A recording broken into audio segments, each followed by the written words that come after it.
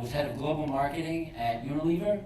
He left there, went back to school for a little while, then joined IBM to be part of their global marketing initiative, certainly around AI and what's going on in that space.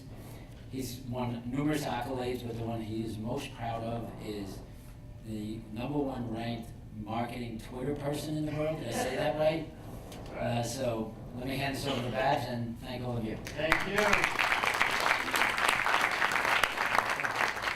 So yes, you are going to want to follow me. I put out some killer tweets.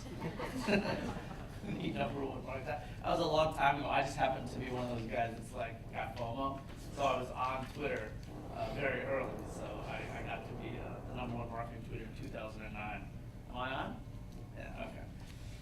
All right, so I'm going to talk to you a little bit. I know you're all from different areas of business, but I'm going to really be talking about marketing in a cognitive era. So I open with the fact that the internet has transformed almost everything it is that we do, right? From how we take pictures, how we consume media, and for all of you, I put in kind of, how and where we stay, how we get around, even how we eat. It is the defining invention of all of our lifetimes. And the thing is, right now, that's really only the beginning, or tip of the iceberg. I made this great slide. I'm going to use it. So it's only the tip of the iceberg because there are incredible changes happening today as we speak that are going to have an exponential effect on the existing World Wide Web as we know it. Things like sensors, things like blockchain, things like artificial intelligence, cars as computers on wheels, and certainly mobile, especially in the developing and emerging world. And so with that, I have been in marketing for 25 years. I have been at a very traditional company, as was mentioned at Unilever, on very traditional packaged goods. I worked at an internet startup company during the dot-com boom in the 90s, and now I'm really looking at kind of the next evolution of what's happening. And IBM is at the front end of artificial intelligence and blockchain and those things, as you know, with Watson. So, as I said, you'll recognize that as Watson. I'm going to open by talking about an approach to marketing that is different moving forward than it has been for many years, right? So in the past, you would create ads and you would run those ads in major traditional media, and you'd measure that and hope for the best and create it in mass media. Today, and I don't know how many of you are involved in marketing or have more marketing report up to you, but I can assure you, if you follow this model, you will succeed in marketing today. So that's creating assets or experiences. Maybe that's ads, but it could be utility, it could be entertainment, it could be content. It's whatever engages consumers and captures them and connects them to your brand. Those assets have to be what I call MVP. I'm a ball player, as he mentioned there. Made for mobile. They have to be visually social, and by visually social, we're talking really more and more into video. And it has to be personalized at scale. So it's personalized, leveraging data, but still reaching millions and millions and billions of people. It has to run through the proper commerce approach for whatever your product is. So maybe that's big box retailer, maybe it's e-commerce, maybe it's Birchbox, maybe it's 1 hour delivery, but you've got to run it through the appropriate commerce channels, which are changing by the minute. And that's all, from our perspective, powered in the future by cognitive or by artificial intelligence, and through platforms that could be, things like blockchain and things that could provide repeatable models for you. If you use social media feeds and so forth, you don't want to keep building that for every website you do. You want to have a platform that is built on. So we do a lot of that. We build the rest of it. So this is the approach we use to marketing. And then I'm going to take you through some use cases that really show what that means and how it comes to life, because I think it's really fascinating. One of the things that I was so interested in coming to IBM was because of the way they're incorporating not today's technology, but tomorrow's already becoming today's, happening so fast. So when we say made for mobile, that doesn't mean create an app or create a little ad on a phone. We say it's actually built for mobile at the core. So the Masters is a client, for example. And as our roots are in kind of management consultancy and tech, we asked, okay, what's the problem? We'll find a solution that's different than an ad agency or some type of marketing services agency that typically might make an app or maybe an ad for a phone or whatever. We said, well, what's the problem? So the problem with golf, as opposed to most other sports, is you don't necessarily get to see the action you want to see. So if you're watching a football game, you'll see the quarterback, he'll snap the ball, and you'll catch the action that happens. You see baseball, you see the pitcher and the hitter. With golf, your favorite golfer might be Tiger Woods, yours might be Jordan Spieth. There's 18 holes, there's 18 different golfers going on. You don't necessarily get to see exactly what you want. So what we did was we put IoT sensors on the 18 trees around the golf course so it can capture all the movement on each hole.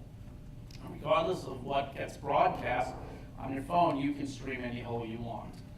That's made for mobile, that's personalized, that's video. And that's, an extraordinarily impressive thing to engage your consumers and make them, obsessed with your, registration or your particular product, because it's giving them something so personalized and so engaging.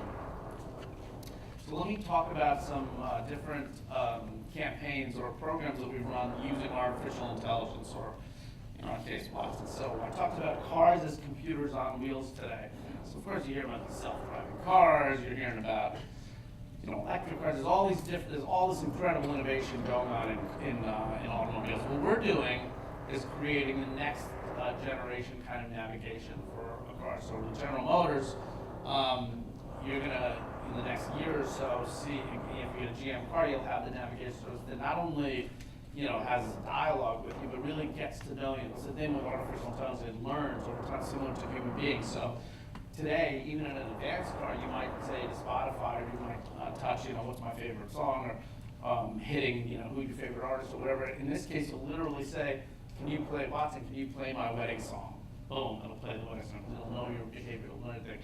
It will also be structured in a way where, similar to Netflix, you'll hit who's driving. So if I'm driving, it'll be different than if you're driving, or my wife's driving, or my kid's driving, and you'll get the customized navigation through whoever hits the button on what they're driving. When it's cold out, you'll walk in, and so I got the example there from Dunkin' Donuts. Babs, it's 28 degrees. You might want coffee this morning. Dunkin' Donuts is 1.8 miles on the right. And we're actually giving preference to brands that want to incorporate themselves in the pilot of the program itself. So it's a whole new revenue model as well. So again, everybody's reframing their business models. So for GM, that's now a potential marketing platform for brands that want to be at the center of that navigation. I like this, personal gift concierge. This is 1-800-FLOWERS. One of the things they want to do is build awareness of the fact that they don't just sell flowers, which might have something to do with their brand name, switch that around, but they do. They sell a whole bunch of different gifts. So for Mother's Day, we built a gift concierge that you can go in, and instead of a website coming up, it's this AI-powered robot named Gwen. And she'll ask you questions about your mom. You'll either say it or type it. You'll get some background, and then she'll put forth all these gifts that go beyond just flowers, that are very personalized and customized to your mom and what her interests are. So that's that's what we call a gift concierge. I love this as a person interested in sports. You guys, I'm sure all know about Moneyball, the book, the movie, the whole deal. The Toronto Raptors wanted to take that to another level and say, really, there's an issue with drafts today, because in the old days when you drafted a player, the risk wasn't as high because you paid maybe $100,000, $200,000 signing bonus. Today that signing bonus could be millions, multi-millions. And the best athlete doesn't always, the one with the most talent doesn't always become the best player, right? There's a number of other reasons and things that can happen that can impact whether they're successful or not. They write stupid shit on social media, so they can't make it in a big city. They have some criminal record, or they engaged in bad behavior. So what we built them is this minority report type room powered by Watson, which allows them to, on draft day, pick the player, and then see, and there'll be like circles of data on, what's his social profile, what's his criminal profile, what's his, in addition to his talents and his actual skills. So you can really look at the whole player. You can look at that player as a whole person and realize that, in a big city, this guy's not gonna make it.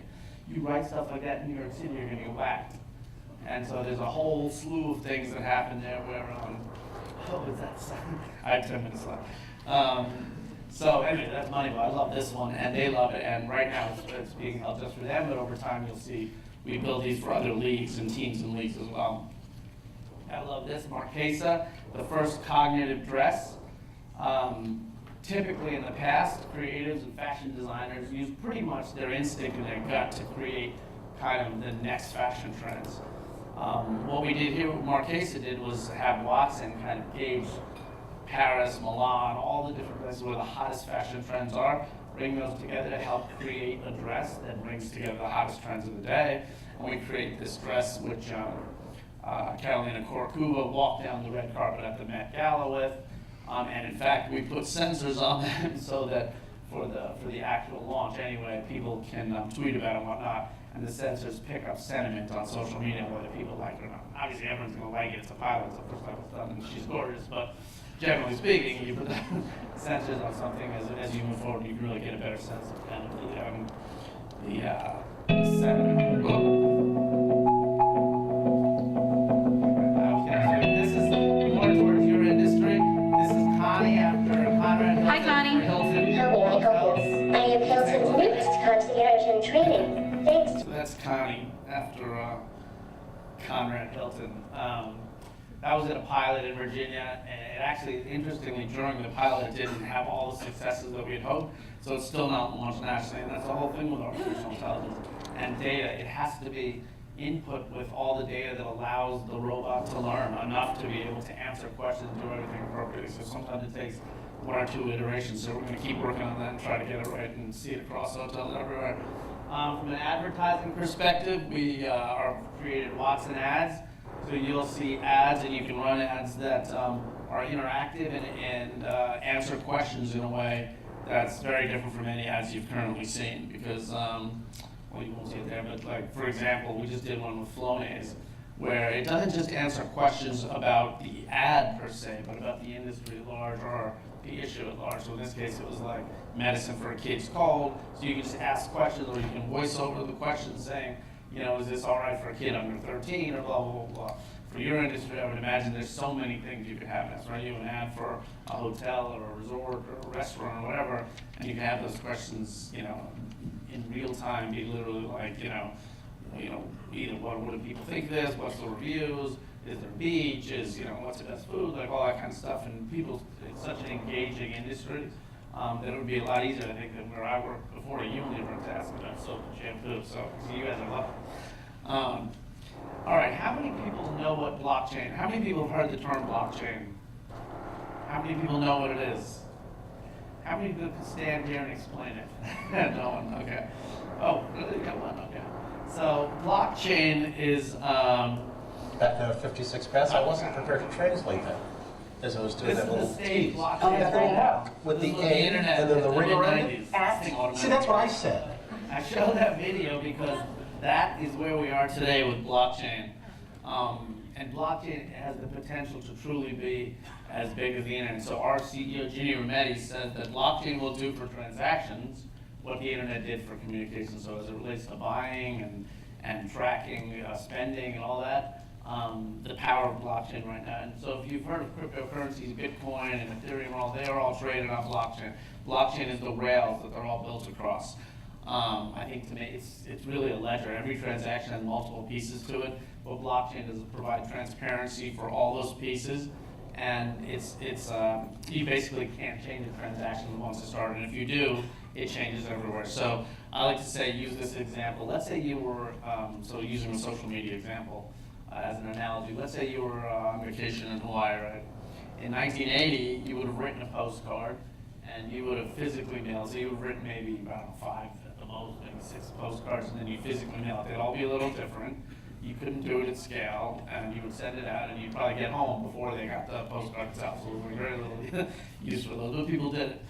And then maybe 10 years, or maybe in 2005, you would shoot out an email.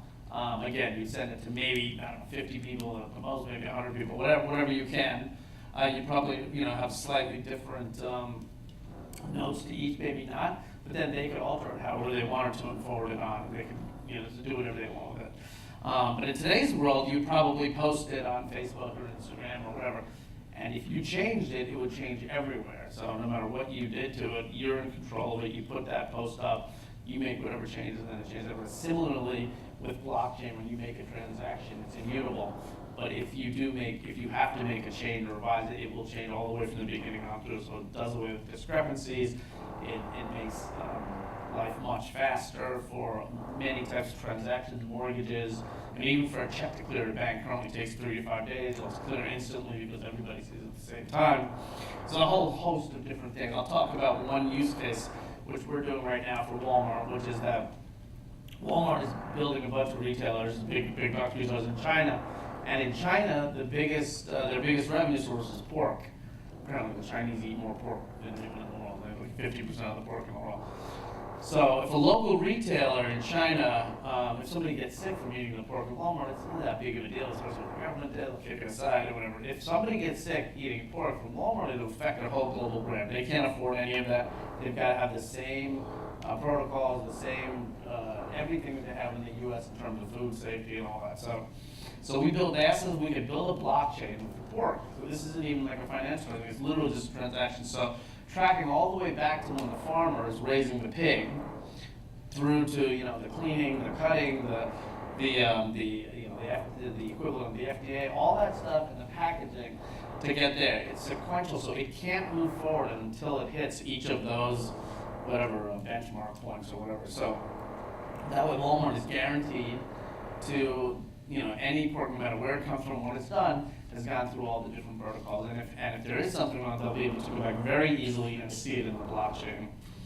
And what we're doing in marketing is really using it for advertising. So in the old days, it was basically an advertiser. There was an ad agency who, in the salad days, got 15%, and then we go to the publisher. In today's world, there's a million players in between because it's all automated, right? So it's advertiser, all these ad tech companies, publisher, they're all taking money out of it. There's no transparency. There's all kinds of problems. Yes, it's moving faster. Yes, it's more efficient, but there's this issue. So we're building a blockchain to ensure transparency, to ensure tracking, to ensure measurement, because everybody, and you can use all these different data pieces that are encrypted so that no matter what kind of data goes in, we use first-party data, third-party data, and nobody else can see it because it comes out scrambled. So I'll close with this one slide, so the whole point of all this, for all the businesses that I talk to, is that businesses are changing. Yes, the internet transformed everything. Yes, it's going to be transformed even exponentially through AI, blockchain, all the new technologies, IoT.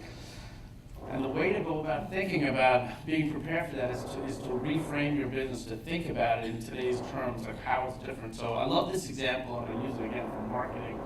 In the 20s, when radio first launched, it was this big, ugly, brown thing. And all it did was broadcast news all day, because up till then, the only media were newspapers, right? So people used to get like 3 newspapers a day.